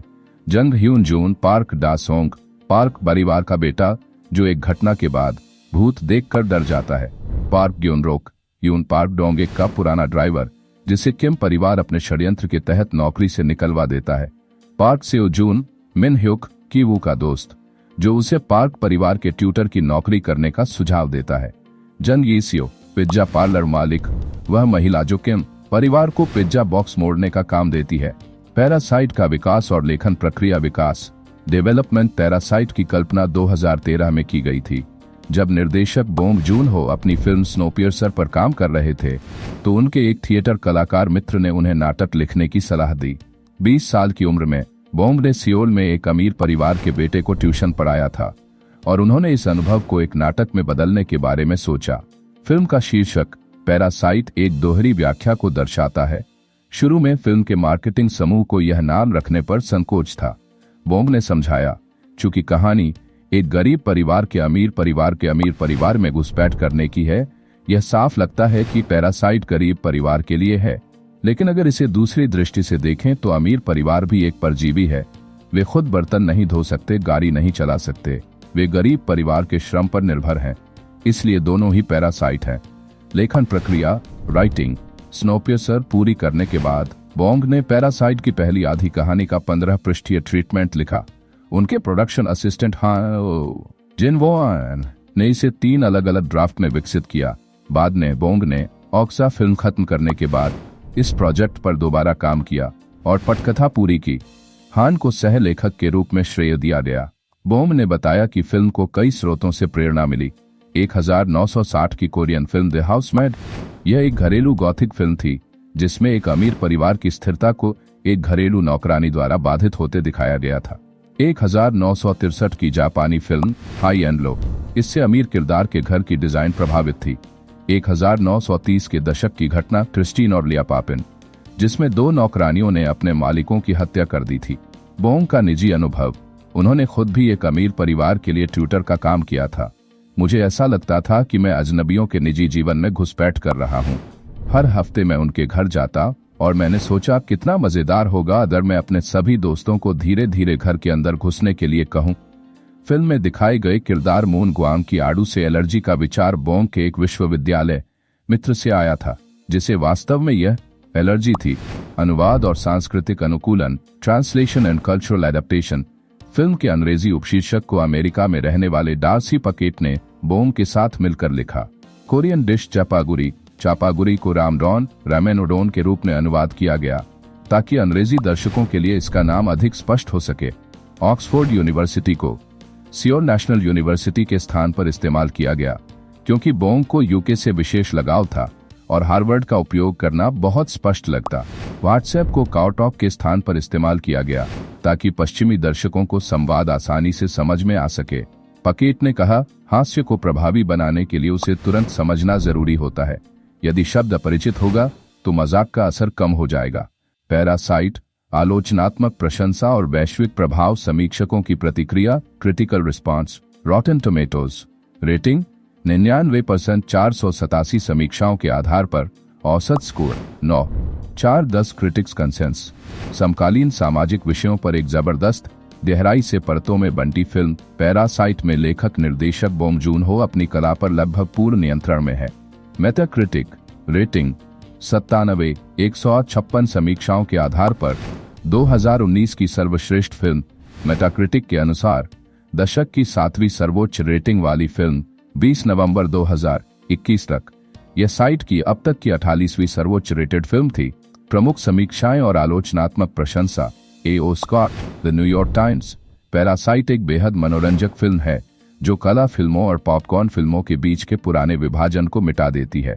बिल्जे इबीरी वल्चर, यह एक ऐसी कृति है जो निरंतर बेचैन करने वाले बदलाव की स्थिति में रहती है। एक सनसनीखेज मास्टरपीस जिसका जादू इसकी अंतिम छवि के बाद भी लंबे समय तक बना रहता है। देव कैल्हून, टाइम आउट 5 स्टार। फिल्म की सामाजिक टिप्पणी अद्भुत है। एक ऐसी कृति जो शुरुआत से अंत तक पूरी तरह से चौंकाने वाली और रोमांचक बनी रहती है। जेसिका कियांग वारेटिया, यह एक जंगली सवारी है। बोंग जून हो पूरे जोश में है और उनका गुस्सा स्पष्ट रूप से झलकता है क्योंकि उनका निशाना इतना बड़ा और प्रासंगिक है। पैरासाइट वर्ग आक्रोश से भरा हुआ है। जोशुआ रिवेरा, GQ, संभवतः 2019 की सर्वश्रेष्ठ फिल्मों में से एक। Michael would, London review of books. Film वर्ग चेतना की एक स्पष्ट विषय वस्तु पर केंद्रित है जो स्नोपियर्सर की तरह ही सामाजिक असमानता को उजागर करती है। The Shiznit, UK film website. A grade film यह सोचने पर मजबूर करती है कि किस बिंदु पर एक सभ्यता में शिष्टाचार और अधीनता जीवन का हिस्सा बन जाते हैं। A Dowd, the AV club. A grade film की अप्रत्याशित और मजेदार मोड इसे और भी शानदार बनाते हैं। पुरस्कार और रैंकिंग इंडिवायर के 300 से अधिक आलोचकों के सर्वेक्षण में पहले स्थान पर। सर्वश्रेष्ठ फिल्म, सर्वश्रेष्ठ निर्देशक, सर्वश्रेष्ठ पटकथा, सर्वश्रेष्ठ विदेशी फिल्म। 240 से अधिक आलोचकों की वर्ष समाप्ति। शीर्ष 10 सूचियों में शामिल। 77 आलोचकों ने इसे अपनी साल की सर्वश्रेष्ठ फिल्म करार दिया। निष्कर्ष, पैरासाइट को आलोचकों और दर्शकों ने समान रूप से सराहा। यह एक कलात्मक और व्यावसायिक सफलता थी जिसने सामाजिक असमानता पर गहरा प्रभाव डाला। इसने 2019 की सर्वश्रेष्ठ फिल्मों में अपनी जगह बनाई और ऑस्कर जीतने के बाद इसकी लोकप्रियता और बढ़ गई। पैरासाइट केवल एक फिल्म नहीं बल्कि एक सिनेमा क्रांति थी। पैरासाइट, सम्मान और वैश्विक मान्यता। प्रमुख पुरस्कार और उपलब्धियां। कांस film festival, cans film festival 2019। पालनी और विजेता, पहली दक्षिण कोरियाई फिल्म जिसने यह पुरस्कार जीता। 2013 के बाद पहली फिल्म जिसे सर्वसम्मति से विजेता घोषित किया गया। Golden globe awards. 77 golden globe awards. नामांकित श्रेणियां। सर्वश्रेष्ठ निर्देशक, बेस्ट डायरेक्टर, सर्वश्रेष्ठ पटकथा, बेस्ट स्क्रीन प्ले। जीता। सर्वश्रेष्ठ विदेशी भाषा film, best foreign language film, यह सम्मान पाने वाली पहली दक्षिण कोरियाई film. Screen actors Guild Awards. Screen actors Guild Awards 2020। सर्वश्रेष्ठ cast performance, outstanding performance by a cast in a motion picture, यह पुरस्कार जीतने वाली पहली अंतर्राष्ट्रीय film. British Academy Film Awards, BAFTA 2020। नामांकित श्रेणियां। सर्वश्रेष्ठ फिल्म, सर्वश्रेष्ठ निर्देशक, सर्वश्रेष्ठ मूल पटकथा, सर्वश्रेष्ठ गैर अंग्रेजी भाषा की फिल्म। जीता। सर्वश्रेष्ठ मूल पटकथा, सर्वश्रेष्ठ गैर अंग्रेजी भाषा की फिल्म। ऑस्कर 92 अकादमी अवार्ड्स 2020। इतिहास रचने वाली जीत।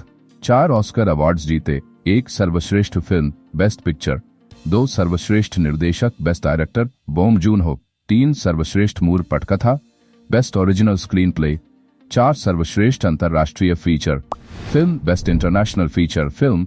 ऑस्कर इतिहास में पहली गैर अंग्रेजी फिल्म जिसने सर्वश्रेष्ठ फिल्म का पुरस्कार जीता। सर्वश्रेष्ठ फिल्म के लिए नामांकित होने वाली पहली दक्षिण कोरियाई फिल्म। सर्वश्रेष्ठ निर्देशक जीतने वाले दूसरे एशियाई निर्देशक एन ली के बाद। अन्य नामांकन। सर्वश्रेष्ठ फिल्म संपादन, बेस्ट फिल्म एडिटिंग। सर्वश्रेष्ठ production design, best production design, यह पाम डियोर और बेस्ट पिक्चर दोनों जीतने वाली दूसरी फिल्म, पहली मार्टी 1955 थी। अन्य सम्मान और ऐतिहासिक प्रभाव। Grand Bell Awards. 56 Grand Bell Awards 2020। 11 नामांकन, 5 प्रमुख जीत। 1 सर्वश्रेष्ठ फिल्म, 2 सर्वश्रेष्ठ निर्देशक, बोंग जून-हो। 3 सर्वश्रेष्ठ सहायक अभिनेत्री, ली जंग यून। 4 सर्वश्रेष्ठ पटकथा, बोंग जून-हो और हान जिन-वोन। 5 सर्वश्रेष्ठ संगीत, जंग जेल, बोंग जून-हो का प्रेरणादायक ऑस्कर भाषण। जब मैं युवा था और सिनेमा की पढ़ाई कर रहा था तब एक कथन ने मेरे दिल में गहरी छाप छोड़ी, सबसे व्यक्तिगत चीज ही सबसे रचनात्मक होती है।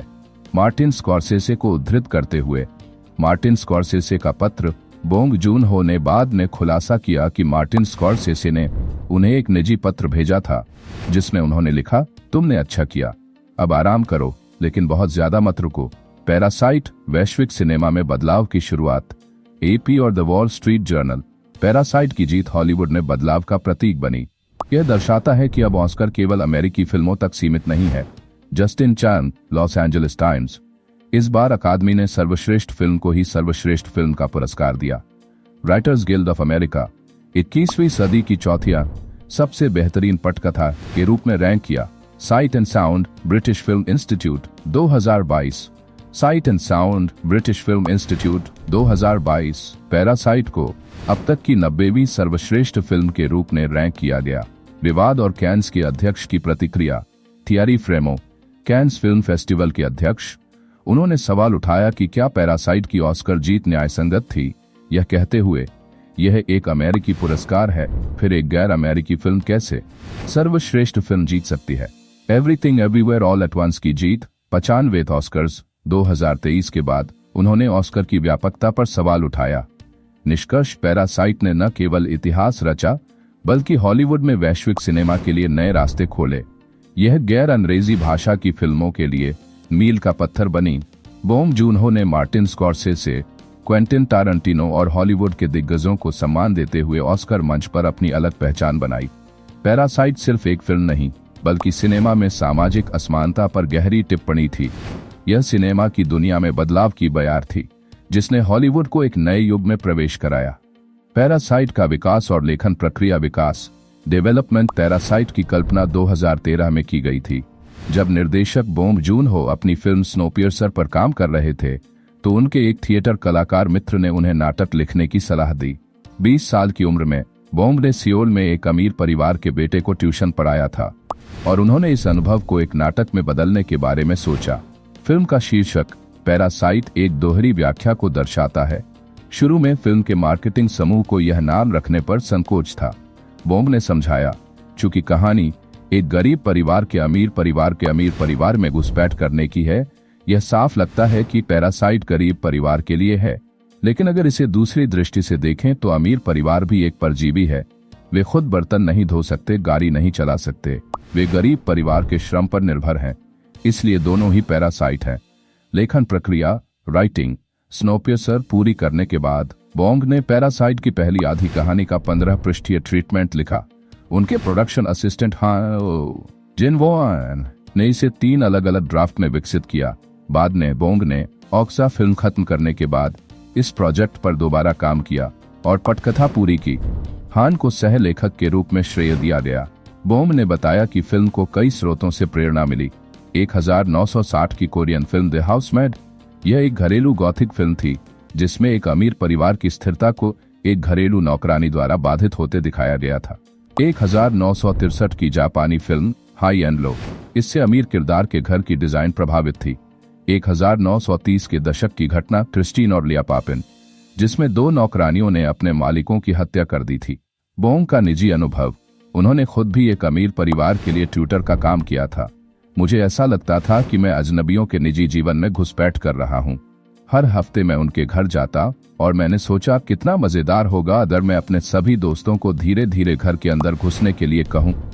फिल्म में दिखाए गए किरदार मून ग्वांग की आड़ू से एलर्जी का विचार बोंग के एक विश्वविद्यालय मित्र से आया था, जिसे वास्तव में यह एलर्जी थी।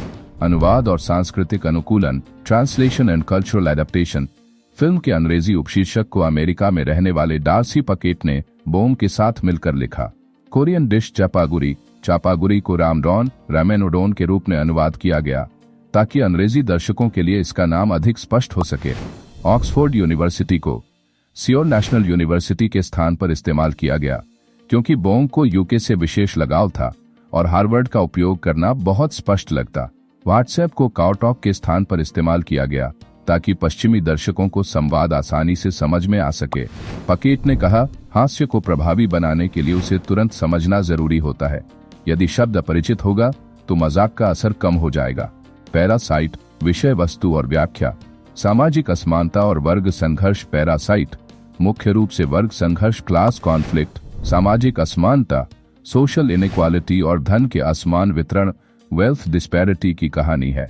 आलोचकों और निर्देशक बोंग जून-हो ने फिल्म को पूंजीवाद के अंतिम चरण, लेट स्टेज कैपिटलिज्म, का प्रतिबिंब माना है।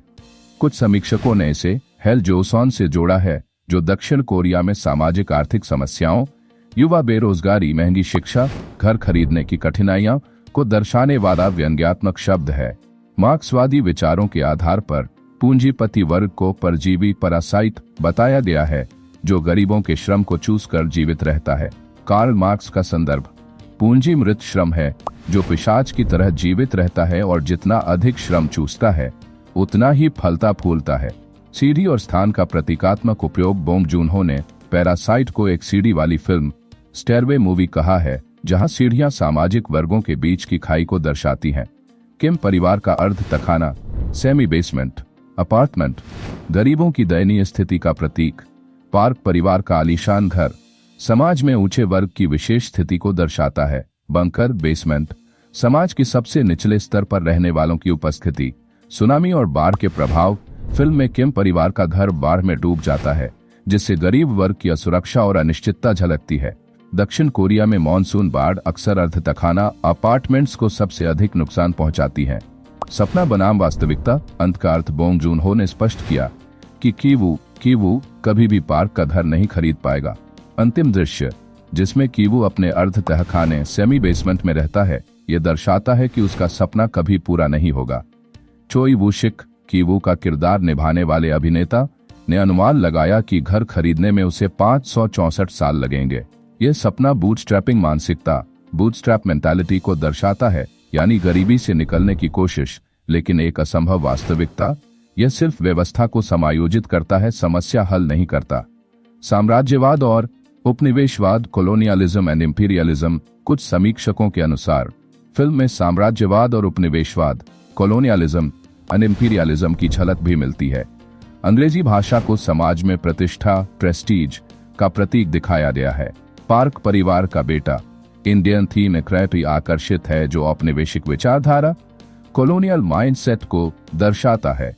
नुलमैन ने इसे यूरोपीय उपनिवेशवाद, यूरोपियन कॉलोनियलिज्म से जोड़ा, जहां औपनिवेशिक ताकतें परजीवी की तरह संसाधनों को चूसती थीं। बॉन्ग जून हो का कथन, आज के समय में ऐतिहासिक संदर्भ खो जाते हैं और प्रतीकों को केवल सतही रूप में अपनाया जाता है, जैसे चे ग्वेरा के टी शर्ट। वर्ग एकता, वर्किंग क्लास सॉलिडेरिटी का अभाव। किम परिवार और तहखाने में रहने वाले गुनसाई और मूनग्वान के बीच कोई वर्गीय एकता, क्लास सॉलिडेरिटी नहीं है। इस संघर्ष में गरीब ही गरीबों के खिलाफ लड़ते हैं, जिससे पूंजीपति वर्ग की सत्ता और मजबूत हो जाती है। फिल्म का क्लाइमैक्स दिखाता है कि किम ताएक कीटाक को अपनी वर्गीय पहचान का एहसास तब होता है जब मिस्टर पार्क उसके गंध से घृणा करता है। निष्कर्ष, फिल्म में गरीबों की संघर्ष की कहानी के साथ साथ यह भी दिखाया गया है कि व्यवस्था गरीबों को एक दूसरे से लड़वाकर शक्तिशाली बनी रहती है। पैरासाइट का सामाजिक संदेश, वर्ग संघर्ष, अमीरों और गरीबों के बीच बढ़ती खाई, पूंजीवाद की आलोचना, गरीबों का शोषण और संसाधनों पर अमीरों का कब्जा। सपने बनाम हकीकत, गरीबों के लिए अमीर बनना लगभग असंभव है। सांस्कृतिक प्रतीकों का पतन, ऐतिहासिक संदर्भ खो रहे हैं और सिर्फ सतही चीजें बची हैं। शक्ति संरचना, व्यवस्था गरीबों को ही एक दूसरे के खिलाफ खड़ा कर देती है। पैरासाइट न केवल एक मनोरंजक फिल्म है, बल्कि यह आज की दुनिया में सामाजिक आर्थिक असमानताओं पर एक तीखी टिप्पणी भी है। पैरासाइट, सम्मान और वैश्विक मान्यता। प्रमुख पुरस्कार और उपलब्धियां। कांस film festival, cans film festival 2019। Palm ड'ओर विजेता, पहली दक्षिण कोरियाई फिल्म जिसने यह पुरस्कार जीता। 2013 के बाद पहली फिल्म जिसे सर्वसम्मति से विजेता घोषित किया गया। Golden globe awards, 77 golden globe awards. नामांकित श्रेणियां: सर्वश्रेष्ठ निर्देशक, बेस्ट डायरेक्टर, सर्वश्रेष्ठ पटकथा, बेस्ट स्क्रीन प्ले। जीता सर्वश्रेष्ठ विदेशी भाषा film, best foreign language film. यह सम्मान पाने वाली पहली दक्षिण कोरियाई film. Screen actors Guild Awards, Screen actors Guild Awards 2020। सर्वश्रेष्ठ cast performance, outstanding performance by cast in a motion picture. यह पुरस्कार जीतने वाली पहली अंतर्राष्ट्रीय film. British Academy Film Awards, BAFTA 2020। नामांकित श्रेणियां: सर्वश्रेष्ठ फिल्म, सर्वश्रेष्ठ निर्देशक, सर्वश्रेष्ठ मूल पटकथा, सर्वश्रेष्ठ गैर अंग्रेजी भाषा की फिल्म। जीता सर्वश्रेष्ठ मूल पटकथा, सर्वश्रेष्ठ गैर अंग्रेजी भाषा की फिल्म। Oscar 92 academy awards 2020। इतिहास रचने वाली जीत, 4 ऑस्कर अवार्ड्स जीते। 1 सर्वश्रेष्ठ फिल्म, बेस्ट पिक्चर। 2 सर्वश्रेष्ठ निर्देशक, बेस्ट डायरेक्टर, बॉन्ग जून हो। 3 सर्वश्रेष्ठ मूल पटकथा, बेस्ट ओरिजिनल स्क्रीन प्ले। 4 सर्वश्रेष्ठ अंतर्राष्ट्रीय feature film, best international feature film, best international feature film. Oscar इतिहास में पहली गैर अंग्रेजी फिल्म जिसने सर्वश्रेष्ठ फिल्म का पुरस्कार जीता। सर्वश्रेष्ठ फिल्म के लिए नामांकित होने वाली पहली दक्षिण कोरियाई फिल्म। सर्वश्रेष्ठ निर्देशक जीतने वाले दूसरे एशियाई निर्देशक एन ली के बाद। अन्य नामांकन: सर्वश्रेष्ठ फिल्म संपादन, बेस्ट फिल्म एडिटिंग, सर्वश्रेष्ठ production design, best production design. यह पाल्म ड'ओर और बेस्ट पिक्चर दोनों जीतने वाली दूसरी फिल्म। पहली मार्टी 1955 थी। अन्य सम्मान और ऐतिहासिक प्रभाव: Grand Bell Awards, 56 Grand Bell Awards 2020। 11 नामांकन, 5 प्रमुख जीत। 1 सर्वश्रेष्ठ फिल्म। 2 सर्वश्रेष्ठ निर्देशक, बॉन्ग जून हो। 3 सर्वश्रेष्ठ सहायक अभिनेत्री ने ली जंग यून। 4 सर्वश्रेष्ठ पटकथा बोंग जून हो और हान जिन वोन। 5 सर्वश्रेष्ठ संगीत जंग जेल बोंग जून हो का प्रेरणादायक ऑस्कर भाषण। जब मैं युवा था और सिनेमा की पढ़ाई कर रहा था, तब एक कथन ने मेरे दिल में गहरी छाप छोड़ी, सबसे व्यक्तिगत चीज ही सबसे रचनात्मक होती है। मार्टिन स्कॉर्सेसे को उद्धृत करते हुए। मार्टिन स्कॉर्सेसे का पत्र। बोंग जून हो ने बाद में खुलासा किया कि मार्टिन स्कॉर्सेसे ने उन्हें एक निजी पत्र भेजा था, जिसमें उन्होंने लिखा, तुमने अच्छा किया, अब आराम करो, लेकिन बहुत ज्यादा मत रुको। पैरासाइट वैश्विक सिनेमा में बदलाव की शुरुआत। AP और the wall street journal. Parasite की जीत हॉलीवुड में बदलाव का प्रतीक बनी। यह दर्शाता है कि अब ऑस्कर केवल अमेरिकी फिल्मों तक सीमित नहीं है। जस्टिन चान, लॉस एंजलिस टाइम्स। इस बार अकादमी ने सर्वश्रेष्ठ फिल्म को ही सर्वश्रेष्ठ फिल्म का पुरस्कार दिया। राइटर्स गिल्ड ऑफ अमेरिका 21वीं सदी की चौथी सबसे बेहतरीन पटकथा के रूप में रैंक किया। Site and sound British film institute 2022। Site and sound British film institute 2022। Parasite को अब तक की 90वीं सर्वश्रेष्ठ फिल्म के रूप में रैंक किया गया। विवाद और कैन्स के अध्यक्ष की प्रतिक्रिया। थियरी फ्रेमो, कैन्स फिल्म फेस्टिवल के अध्यक्ष, उन्होंने सवाल उठाया कि क्या पैरासाइट की ऑस्कर जीत न्याय संगत थी, यह कहते हुए, यह एक अमेरिकी पुरस्कार है, फिर एक गैर अमेरिकी फिल्म कैसे सर्वश्रेष्ठ फिल्म जीत सकती है। Everything everywhere all at once की जीत 95वें ऑस्कर्स 2023 के बाद उन्होंने ऑस्कर की व्यापकता पर सवाल उठाया। निष्कर्ष, पैरासाइट ने न केवल इतिहास रचा, बल्कि हॉलीवुड ने वैश्विक सिनेमा के लिए नए रास्ते खोले। यह गैर अंग्रेजी भाषा की फिल्मों के लिए मील का पत्थर बनी। बोंग जून हो ने मार्टिन स्कॉर्सेसे, क्वेंटिन टारंटिनो और हॉलीवुड के दिग्गजों को सम्मान देते हुए ऑस्कर मंच पर अपनी अलग पहचान बनाई। पैरासाइट सिर्फ एक फिल्म नहीं, बल्कि सिनेमा में सामाजिक असमानता पर गहरी टिप्पणी थी। यह सिनेमा की दुनिया में बदलाव की बयार थी, जिसने हॉलीवुड को एक नए युग में प्रवेश कराया।